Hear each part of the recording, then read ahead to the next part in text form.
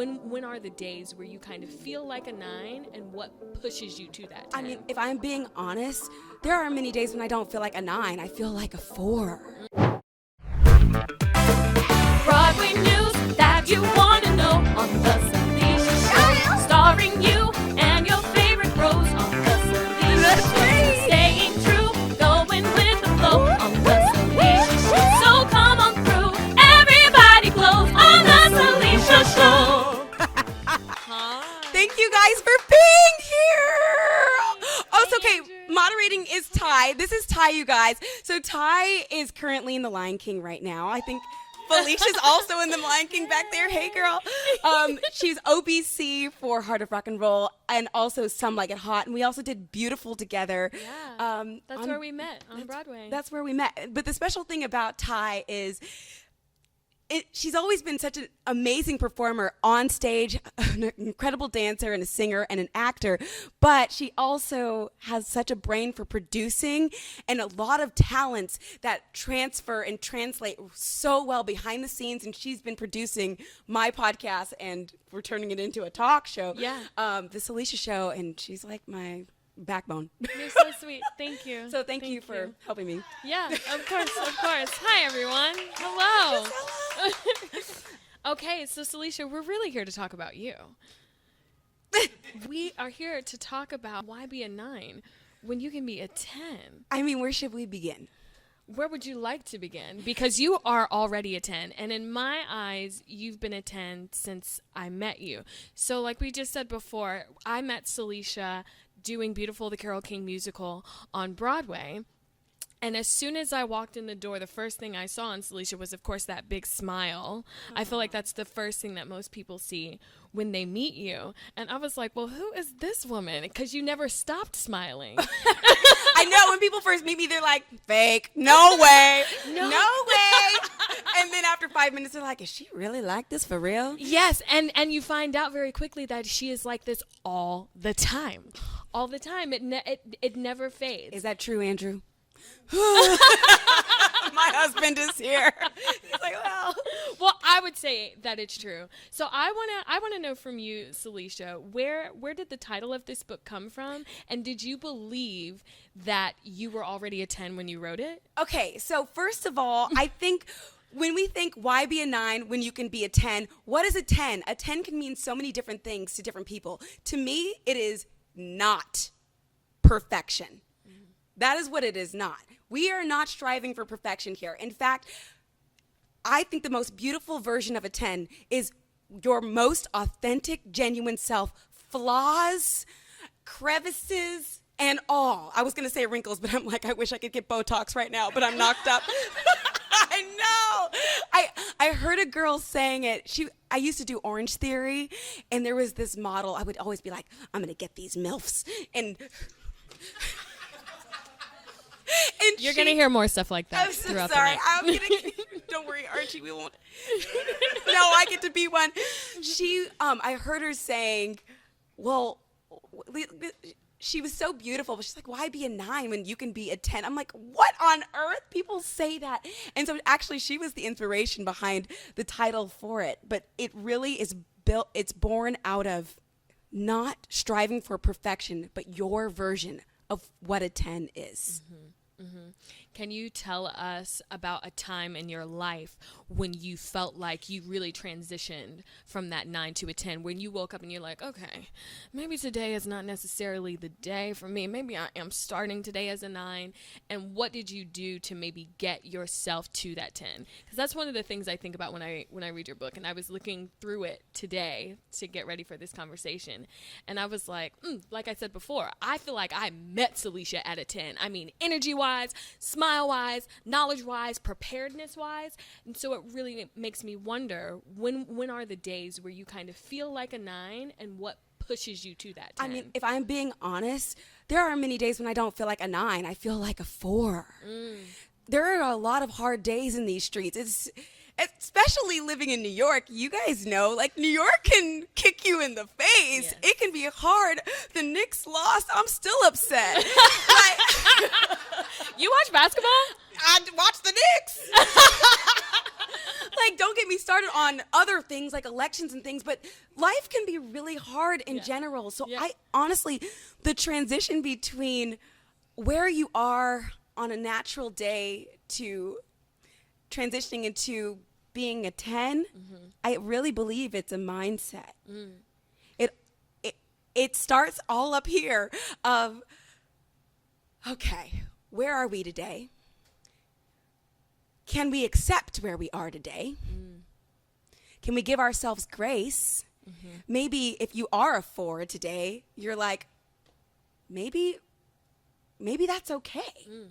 And I have found in accepting where you are, it's actually pretty empowering instead of trying to show up and being something that you're not or you're not feeling. I used to show up in a lot of rooms feeling like the awkward, like the ugly duckling, like I didn't belong in places that everyone's thinking whatever about me. And it was a very disempowered place to be. I grew up in that mindset. Right.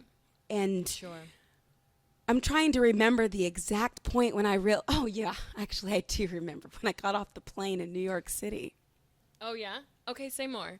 And so you said you grew up with that mentality of like, maybe I'm feeling more of a 4 in this place. And you're from Fresno, California. Yes. Fresno, California, same hometown as Audra McDonald. So she comes. I'm telling you, it's something in the water. She's in good company. I mean, she's rolling with the 10s already. Let's go. Wait, well, what were you asking? Okay, so you say you kind of grew up in that mentality of like, okay, maybe stay in this place of the 4, right? Yeah. But of course you knew that there was that there was more beyond that. Can you say more about that? I think where I grew up, it was cool to fit in. It was cool to like be like everybody else. And especially being in a Black family with like really just not Black neighbors. I was like the one Black kid at my school. It's like Black History Month. Everyone turns around when they're talking about slavery, looking at me. They're like, oh, yeah. I, too, have been in that room. Yikes. And you also know about this, too, because you did it as well, like doing a lot of pageants. It's like, this is how it goes. This is how you want to look if you want to be perfect, whatever. I was a pageant title holder in Orange County. Oh, wow. So in Orange County, California, they had a newspaper one day that I saw, and I thought it was a joke. It was not a joke. The Ku Klux Klan was on the front page, and it said, "Welcome to the county of Orange, Ku Klux County." I'm like, this is where I live. And it didn't dawn on me why I wasn't well received wherever I went. Some people, once they got to know me, they were so warm and so welcoming, and many were not. And I didn't know why, but there was that landscape of where I went to school, where I grew up. And something happened when I got through those college years, which I still enjoyed college. But when I got off the plane in New York City, I don't even think I realized that my wings had been clipped for decades until I felt what it felt like for my wings to just breathe. Yeah. I could wear my hair curly. Yeah. Oh, okay. Speaking of that, so I remember, like I said, Salisha and I did Beautiful, the Carole King Musical together. And I remember Salisha having a hair epiphany in the dressing room at Beautiful, okay?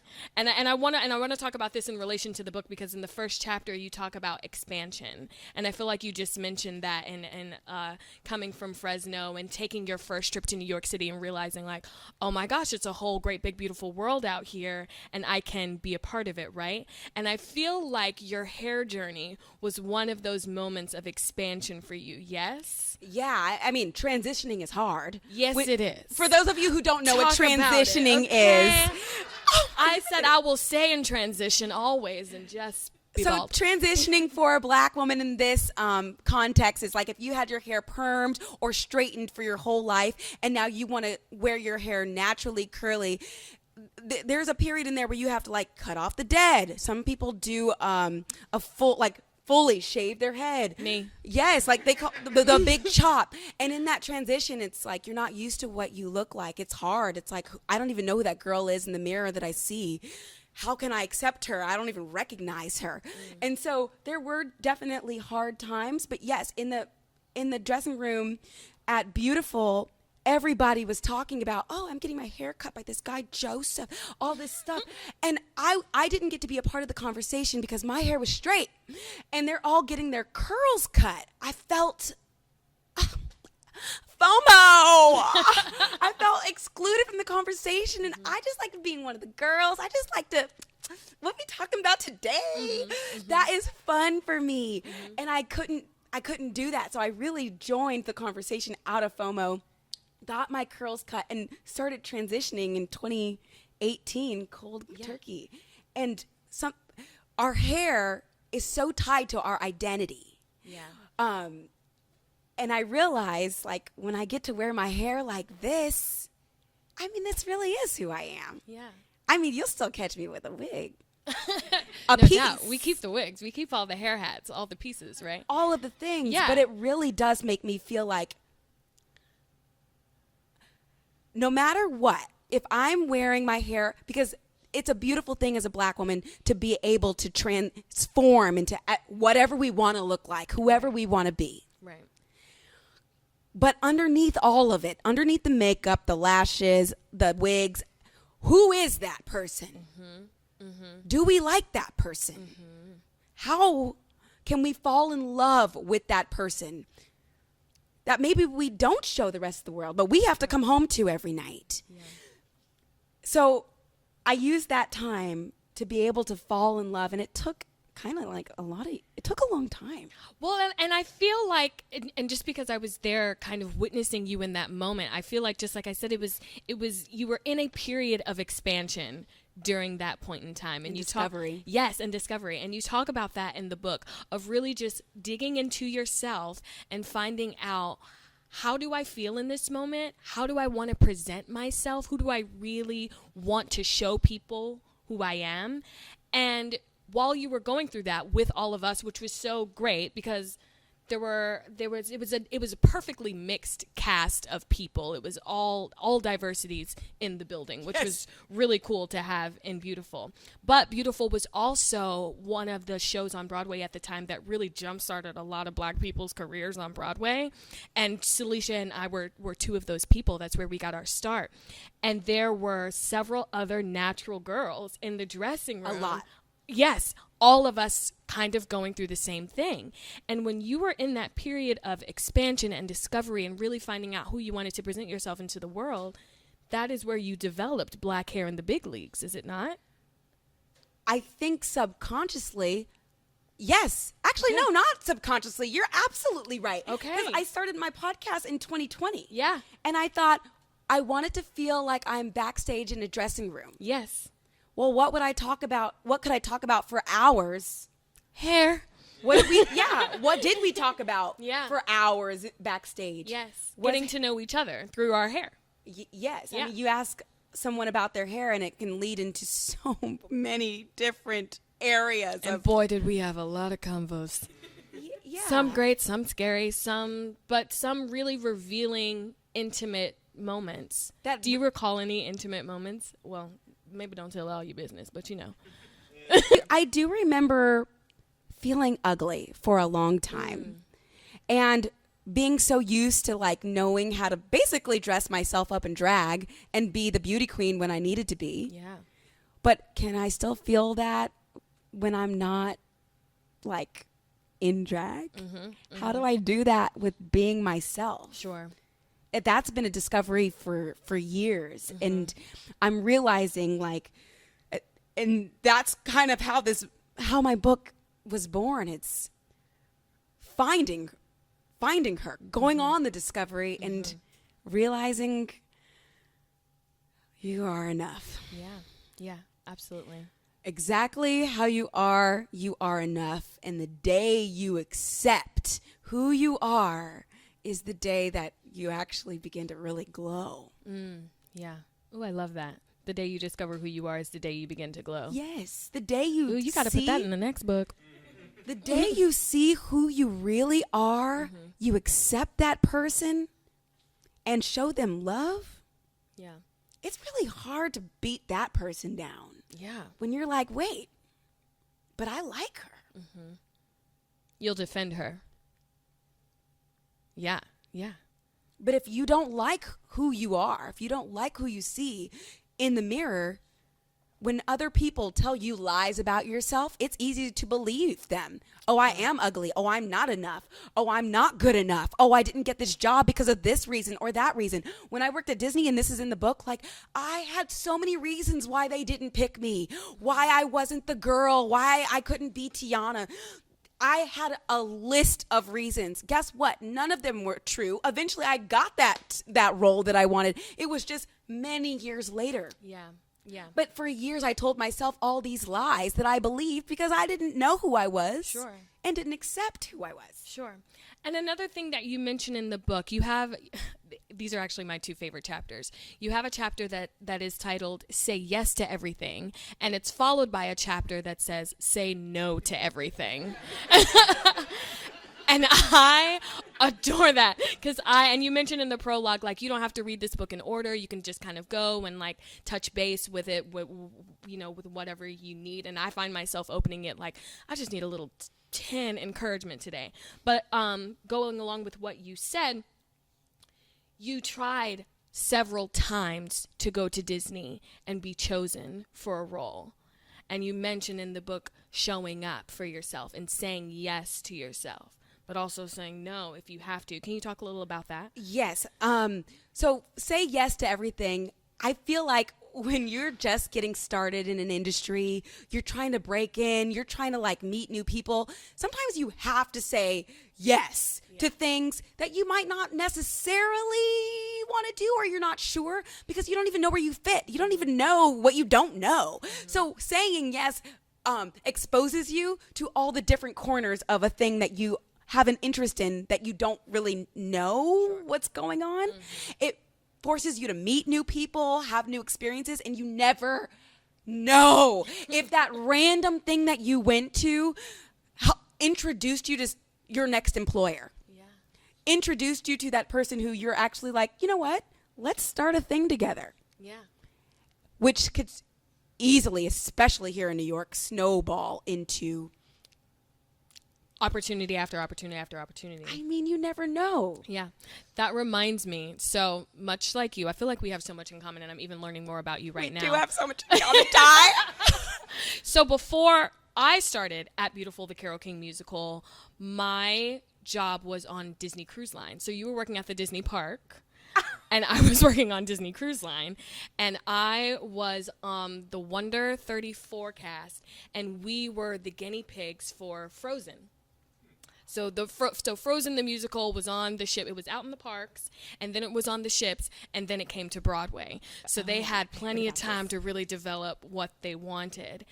And turns out, when I was working on Disney Cruise Line doing Frozen, Josh Prince was my choreographer. Oh my God. For Frozen. Okay, Yes, so on Josh the Prince ship. was the original choreographer for Beautiful. For Beautiful, the Carole King Which, Musical. by the way, I cannot go any Yes. further before I acknowledge Gisela Adisa in the audience tonight, who I replaced in the Broadway company of Beautiful. She was the Lucille Lee Cherelle track for years. She was there, I think, the longest on Broadway, and so I always look up to you. I just can't not say something. But yes, Josh Prince was the original choreographer for Beautiful. That's Giselle, we love you and we honor you all the time, every day. We love you and honor you. But yes, so Josh Prince was the choreographer for Frozen on Disney Cruise Line at the time. And he came up to me one day during rehearsal, and he was like, "Have you ever auditioned for Beautiful?" And I was like, "No, Josh, I'm trying to get Frozen. Like, I need to understand what's going on in this rehearsal room today." And he was like, "Oh, okay." And then we just kind of left it alone for a while. But ultimately, after I finished that contract, he was like, "Get in touch with me when you're done." That and is Josh, how you got Beautiful? Yes, it is. Josh Prince literally got me an appointment for Beautiful, the Carole King Musical. I didn't have an agent yet. I didn't have anything. But he worked with me on Disney Cruise Line, and that is how I literally got my national tour debut and my Broadway debut. Yeah. So saying yes, you know? Saying yes. In the spirit of saying yes. In and the showing spirit up. of saying yes. Yeah. That is wild. I know. Isn't it? I think about it a lot. But yes. So in the spirit of saying yes, talk to us about when we got to say no. Okay. So I am kind of coming up on that season right now of say no to everything. So I am 5 months pregnant, okay?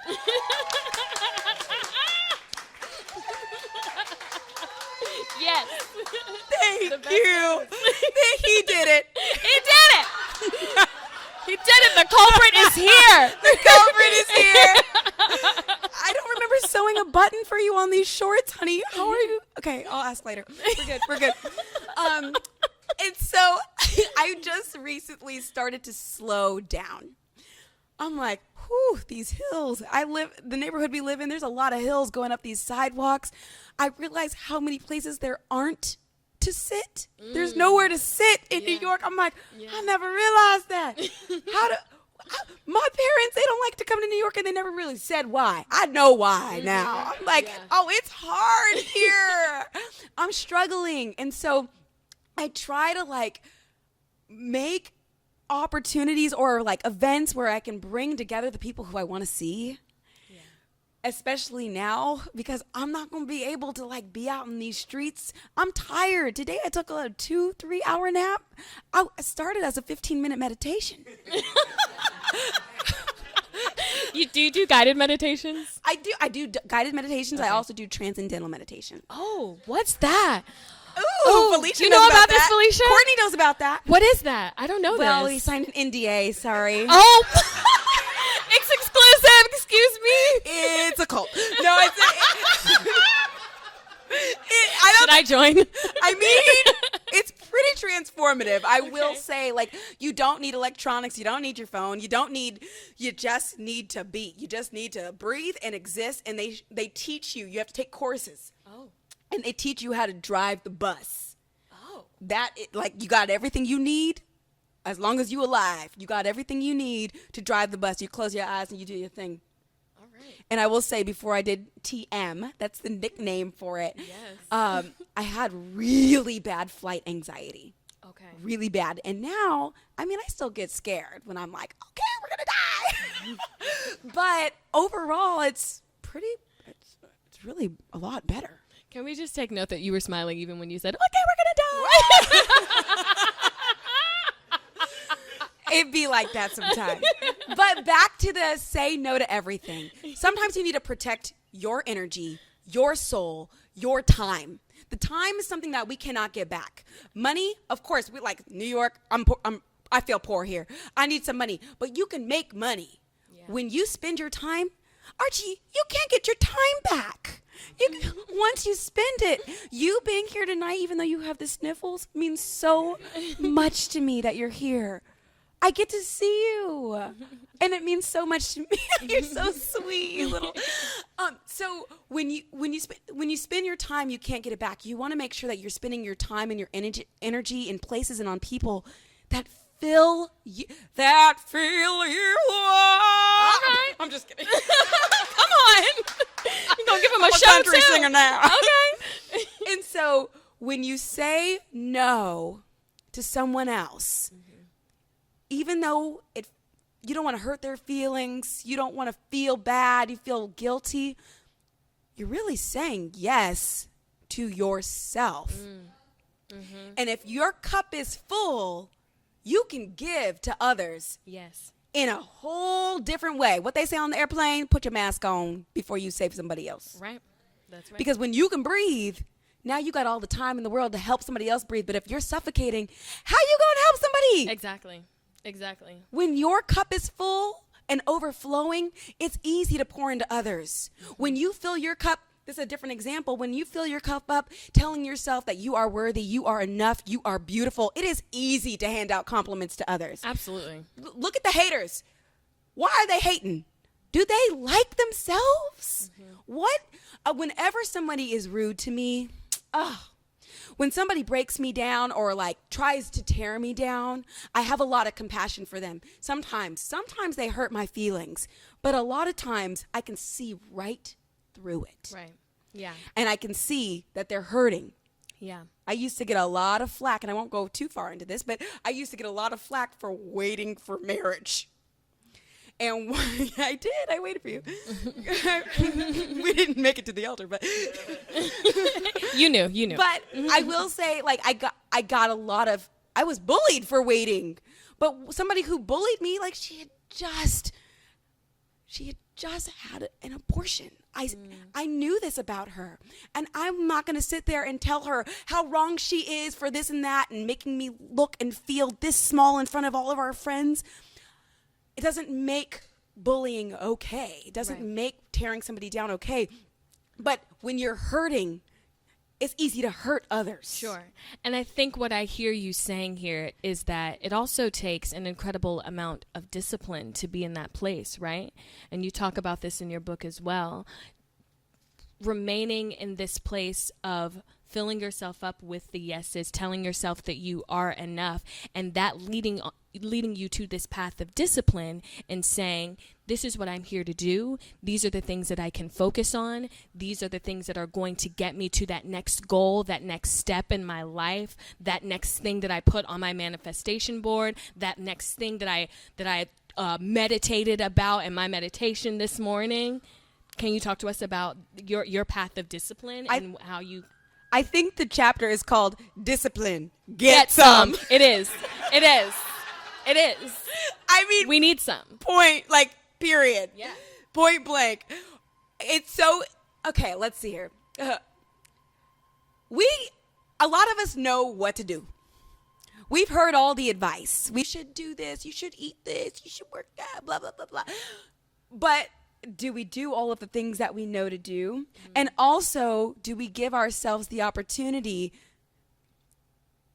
to live out our dreams? And by that, we are so inundated by distractions. Yeah. I had to leave my phone upstairs. I did too. Because I'll be like, wait, so-and-so gonna be late. Yeah.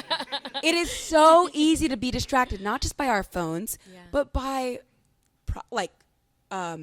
commercials, all the images. I mean, y'all, we live in New York. It is like system overload. You walk outside, the sounds, the visuals, even being in this bookstore, I'm like, I think I need one of these totes. I know. I've been sitting here. You need a little drama in your life. I know. I've been looking at that one too. It's like just a natural thing to be bombarded with so many messages of you need this, you need that. But what I have found is when I'm able to meditate, when I'm able to quiet the noise, I'm able to realize, wait a minute, we come with everything that we need. Mm-hmm. It is up to marketing teams for all of the places out in the world when we turn the TV on to make us believe that we aren't enough, to make us believe that we should be afraid of something, to make us believe that if we just had this one thing, life is going to get good. But the secret that nobody wants you to know is that everything you need, you already have inside of you. Mm-hmm. Yeah, that's right. That's right. Yeah. But it's hard to hear that. It's hard to feel that if you never quiet the noise. Mm-hmm. And that's part of the discipline, yeah? Quieting the noise. In whatever way that is for you. Sure. I have a chapter in here called Be Hard to Reach. That could be some of it. What does that mean for you? Well, it's shifting because I'm hard to reach, but I'm always on my phone. Oh. That don't make no sense. Maybe I need to turn my phone off. Because when I was a kid, I don't know about y'all, like before we had like cell phones and stuff, I was writing all the time. Yeah. I was writing little poems. For who? For what? Not for money. I just had fun doing them. I was outside playing with my friends. It was all about being in the moment. Mm-hmm.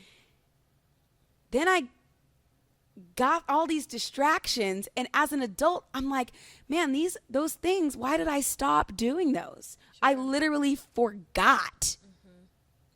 I forgot these little joys that made me so happy that didn't cost me anything. Sure. How would I forget?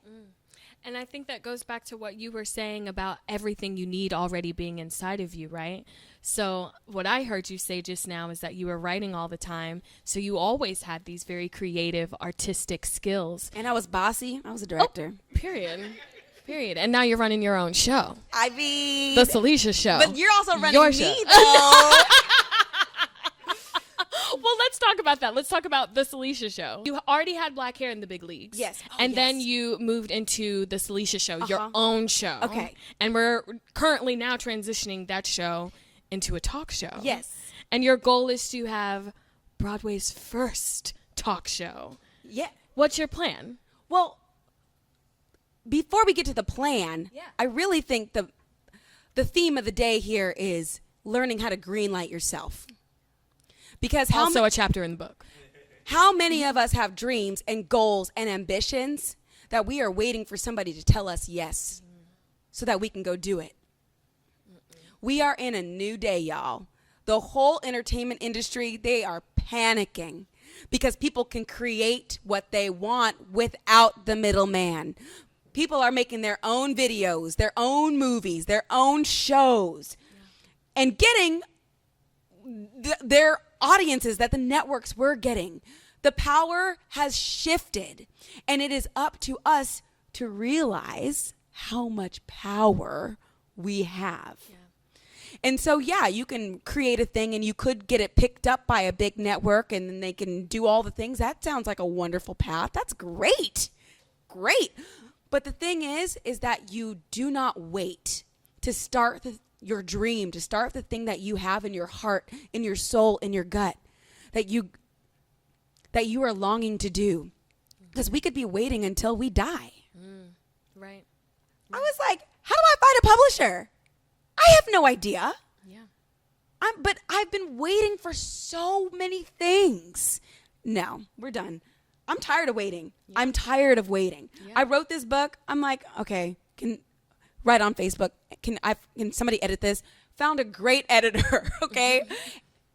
Publish it myself. But it can be scary the first time you push share, the first time you push publish, sharing something that you made, that you produced on your own. That is terrifying. Yeah. What if they don't like it? What if it gets flack? What if no one cares? Right. The thing that I am learning right now is how can I make art that matters to me? Yeah. Instead of worrying about everybody else and what they're all going to think, does it matter to me? Am I making something that is fulfilling to me? Right. Because if I'm not, why am I doing it? In doing something, in creating the things that matter to you, that's usually the stuff that resonates with others. Yeah. And I would say you have, Salisha. I would say that you do resonate with so many people. And I think being friends with you for as long as I have and like helping you with the Salisha Show and you know, just transitioning all of your work into any of the mediums that you want it to be in, I have found that you are an incredible inspiration for people because you put yourself out there. You say, hey, this is what I want to do, and I'm just going to do it. Not being afraid to fall on your face and fail. Sure. Because that is part of it. That's all a part of it. Yeah. My mom, I always know, and I'm going to get a call from her. Because I be posting stuff online or putting things out into the universe that she's like, what are people going to say? How can I show my face at church on Sunday?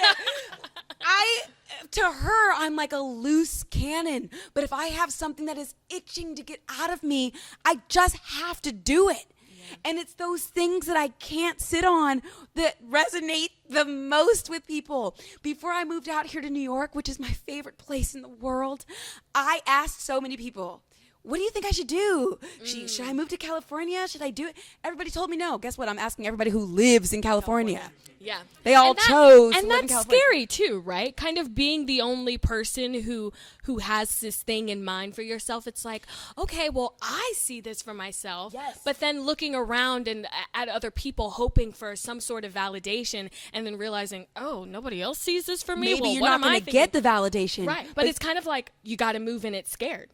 Your intuition is the roadmap. It's the guide map. It's literally the one thing that usually defies logic, that doesn't make sense with what anybody else is saying.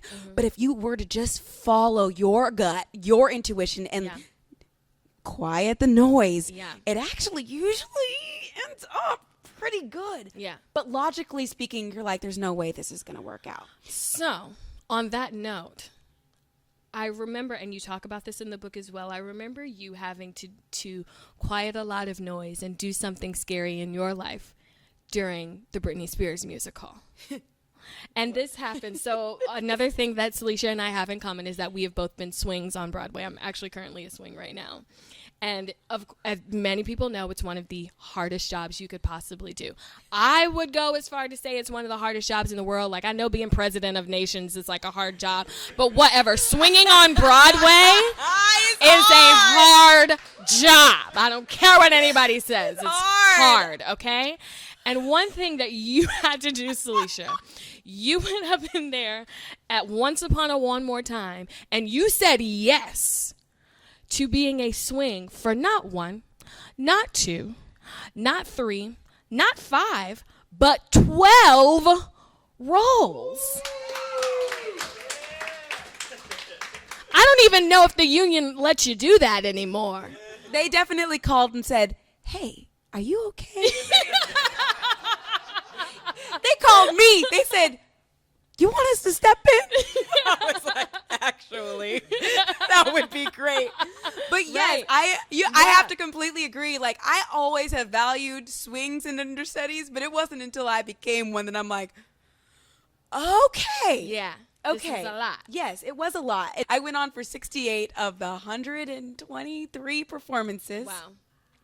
27 of those were for one lead role. I was on that stage a lot.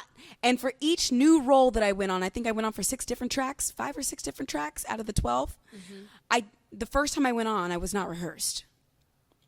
Which happens a lot, more often than it should. A little side eye for that. A little bit. Even though it was one of the hardest things I've ever done, there are people in this room that I know because of that experience, which is so cool. It's so wild that, like, I am so glad that I had the opportunity to do it. I went on for Cinderella. Yes. I think that's what you were getting at. Oh, yes. The lead role of Once Upon a One More Time with they told me at midnight before the matinee. Andrew was the only person who had heard me say the lines in our living room. Before we transitioned from the DC tryout to Broadway, I was like, oh, I hope they add this one to my track. Why isn't Cinderella one of my tracks? And then I saw the show when we were mounting it in DC. I'm like, oh, they wanted to look like Britney. Oh, I'll never be Cinderella. I'm black. Oh, wow. That's what I thought. Sure. But then there was a day when they were changing the script and they took out Slave for You. They were like, well, there's a world in which if we ever had a black Cinderella, we don't want the stepsisters singing, you're a slave for us. That might not be great. That might not go over too well, Broadway. I was like, oh. But I was like, a black Cinderella? I was like, I wonder if they've already found her. And so I prepared like a little audition, even though no one asked of me, but I was like, I know what's in the show. And when it came time to it, I was like going to send the email. I did send the email. I was like, I would like to be considered for this role if you guys can add this to my track. And I got the email back saying, oh, we already added it to your track. So you didn't even know. You didn't realize it at first, I guess. No, they didn't hear me sing it. They didn't audition me for it. They didn't see anything. I did know all the lines. I could sing all the songs not in the shower. But even the MD didn't know if I could sing it. Yeah. So it was a stressful day, but we a miracle moment on Broadway when you showed up for yourself, when you said yes, when you had the discipline to do the work beforehand, do the beforehand. Yes. Do the homework for the job that you want. Right. Oh. Doing the homework for the people on the street. Doing the homework for the job that you want with no deadline. Wow. Not knowing if that day will ever come. Yeah. Do you show up for yourself so that you can be ready if they were to offer you what you want? Are you ready for your dreams to come true?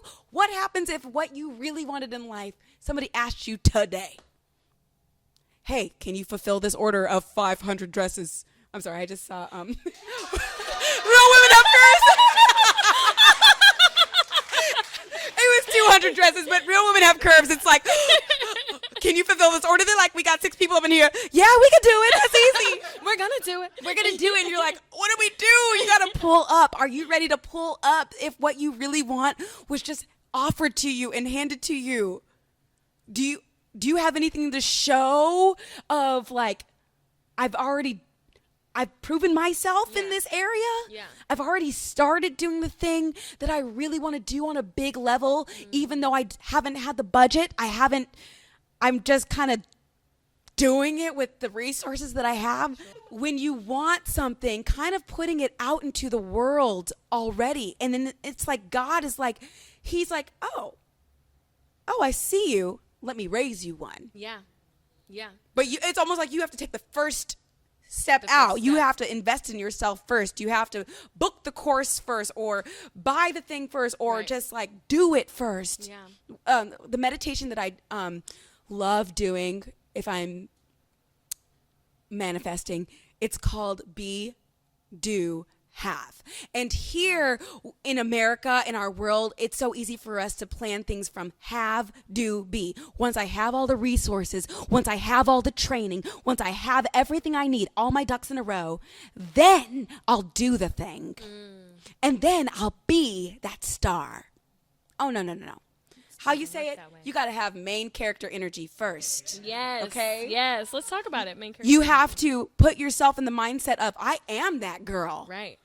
I am doing it's an I am, not an I want to, I long to. No, what if you are already in the mindset of, oh, I am her? What if you believed it about yourself? How do you believe something about yourself if you've not been validated externally yet? I think it's by doing the thing. Right. Yeah. I've always had such imposter syndrome. I would love to be a talk show host. I want to be a talk show host. Well, how do I do that? I'm not on a major network. Not yet. But you have not yet, exactly. But not yet. By showing up, by putting these events together, Yeah. you're kind of proving to yourself, wait a minute. I can do this. And not for nothing, the Salisha Show already has out 3 episodes on YouTube right now, right? Yeah. Right? Isn't that right? I think maybe 4. Maybe 4? Maybe 4. We should go look at that. But of the live show, you've managed to say, I want to be a talk show host and make that happen. In 50, 60 years, you will be receiving, because we're manifesting right here, right now, you will be receiving Lifetime Achievement Awards. What do you, Salisha Thomas Wise, want your legacy to be? Okay, how dare you to ask that question? And I've asked so many women and men on my podcast, what do you want your legacy to be? Because I'm always like, how do you answer that question? I want to know, so I asked the question. I've never asked the question. But if I'm being completely honest, I want to be remembered for being kind. I think there's a lot of stuff in this world that we're like, look at all this stuff that I've done. Look at all of stuff that when you're dying, it doesn't matter. Sure. But how did you make people feel? Yeah. Did you make people feel heard and seen? Did the people around you feel like they matter? Yeah. I would say that you have already accomplished that, and that is definitely the legacy you're leaving with me. I would hope it's the legacy that Salisha is leaving on you all tonight. Thank y'all so much for joining us. Salisha, you will continue to be an inspiration. Buy the book, Why Be a 9 When You Can Be a 10. I think they had Stream the audiobook, Why Be a 9 When You Can Be a 10. Salisha is reading it. This has been such a Narrating wonderful it. evening. Oh, yes, you are narrating it. Yeah. Yes. And thank y'all so much. Thank you.